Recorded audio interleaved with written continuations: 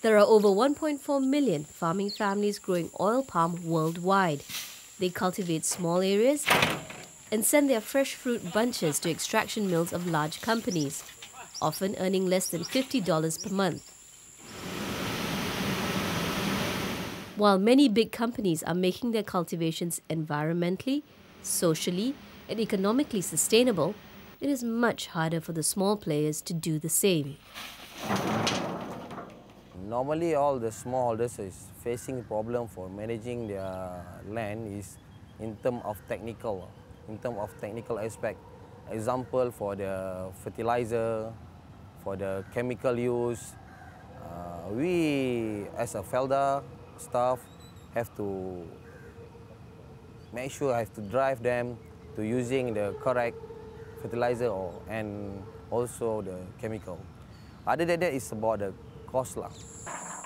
How can they make themselves sustainable?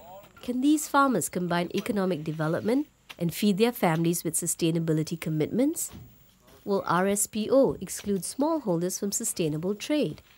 Can development and sustainability really coexist? Enter the Roundtable on Sustainable Palm Oil. The earth is under threat from a growing population and scarce natural resources, making sustainable agriculture crucial for the 21st century. The palm oil industry formed a voluntary initiative called the Roundtable on Sustainable Palm Oil to drive progress towards economic and environmental sustainability.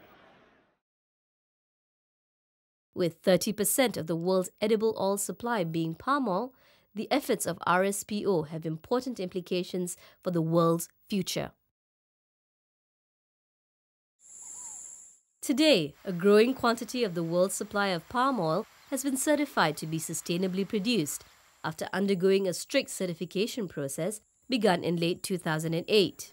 Certifications can cost companies anywhere in the region of 50 cents to $2 per ton. Large companies can pay this relatively easily, but how can smallholders participate, if at all? At the most recent General Assembly of RSPO members, the 400 RSPO members, the vast majority voted in favor of RSPO support for smallholder sustainability.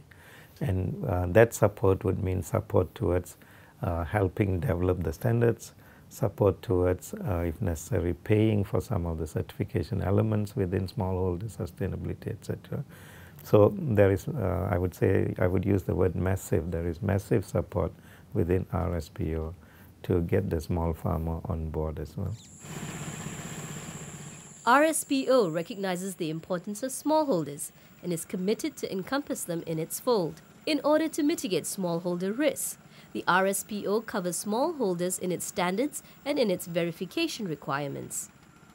RSPO ensures that the criteria for smallholder sustainability are more lenient and affordable than for large companies.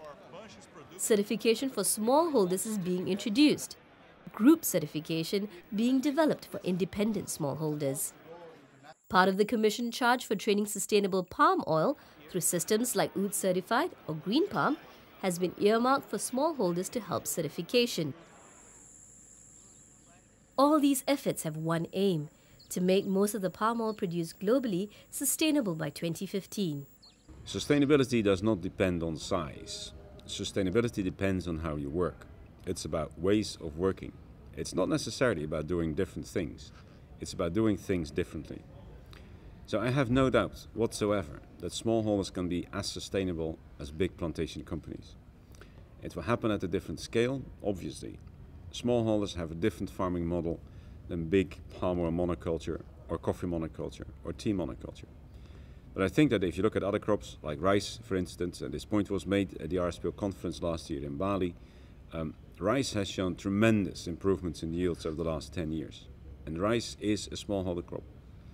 There are plenty of examples of operating nucleus plasma schemes that give excellent results for smallholders. There are 40,000 smallholders that work with PT Smart in Indonesia that have a yield of 5.5 tons of palm oil per hectare per year. I see absolutely no reason whatsoever why not all smallholders can be as sustainable as big plantation companies. RSPO is making a difference in the lives of millions. What it's better in your life today than was before. I said, well, Marcelo, right now I can send my children to school. I said, but what was the problem before? Because the school was already in place. He said, yes, but I had no money to buy clothes for my children to go to school.